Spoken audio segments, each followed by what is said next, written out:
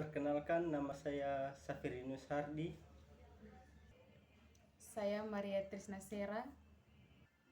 Saya Sedijera Omaratu.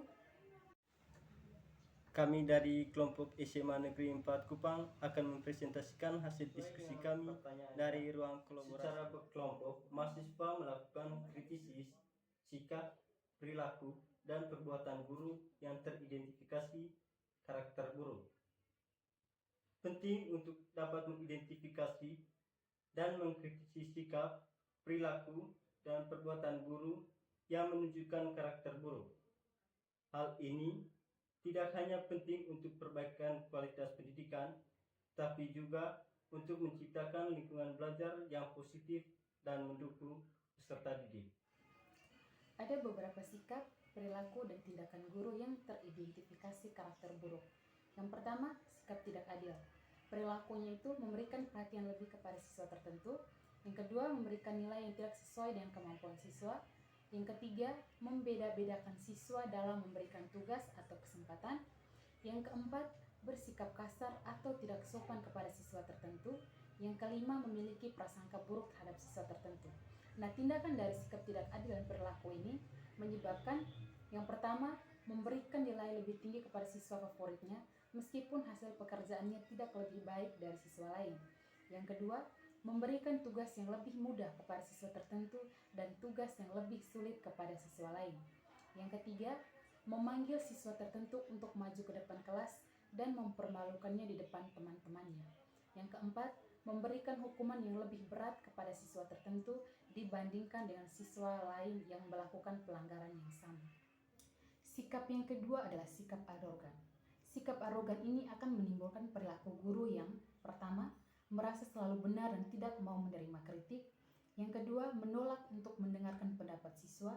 Yang ketiga, selalu ingin mendominasi pembicaraan di kelas. Yang keempat, merendahkan kemampuan siswa. Dari sikap arogan ini akan menimbulkan tindakan guru yang pertama, mengabaikan saran atau masukan dari siswa.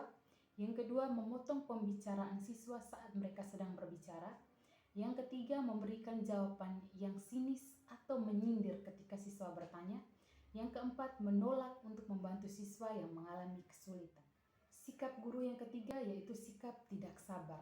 Sikap tidak sabar ini akan menimbulkan perilaku guru yang pertama, mudah marah dan kesal. Yang kedua, sering meninggikan suara kepada siswa.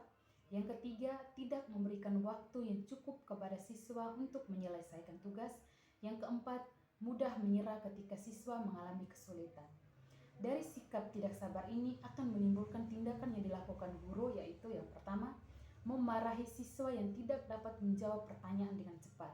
Yang kedua, memberikan tugas yang harus diselesaikan dalam waktu yang singkat tanpa memberikan penjelasan yang cukup.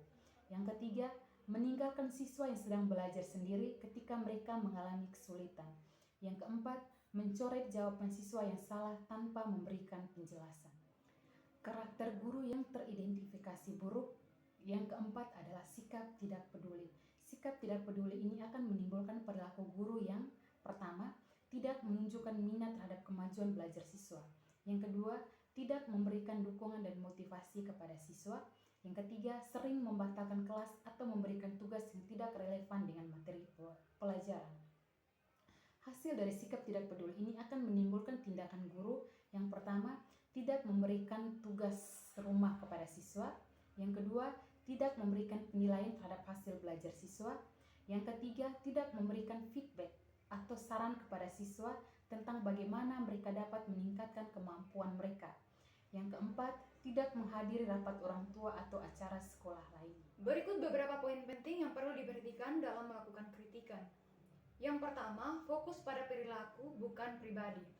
Saat mengkritik, fokuslah pada tindakan dan perilaku guru yang dianggap tidak pantas, bukan pada karakter atau kepribadian mereka secara keseluruhan. Hindari menggunakan kata-kata yang bersifat menyerang atau menghina. Yang kedua, berikan bukti konkret. Dukung kritikan dengan bukti konkret seperti contoh kejadian atau situasi di mana perilaku guru tersebut terlihat. Hal ini akan membantu memperkuat argumen dan membuat kritikan lebih objektif. Yang ketiga, Gunakan bahasa yang jelas dan sopan. Sampaikan kritikan dengan jelas dan menggunakan bahasa yang jelas, lugas, dan sopan. Hindari menggunakan nada suara yang tinggi atau emosional. Yang keempat, cari solusi. Jika memungkinkan, tawarkan solusi atau saran untuk memperbaiki situasi. Hal ini menunjukkan bahwa Anda ingin membantu menyelesaikan masalah, bukan hanya mencari-cari kesalahan. Yang kelima, pilih waktu dan tempat yang tepat. Sampaikan kritikan di waktu dan tempat yang tepat. Hindari mengkritik di depan umum atau saat guru sedang sibuk. Sebaiknya lakukan secara pribadi dan di tempat yang tenang agar bisa fokus berbicara. Yang keenam, hormati perbedaan pendapat. Mungkin saja guru memiliki sudut pandang yang berbeda dengan Anda.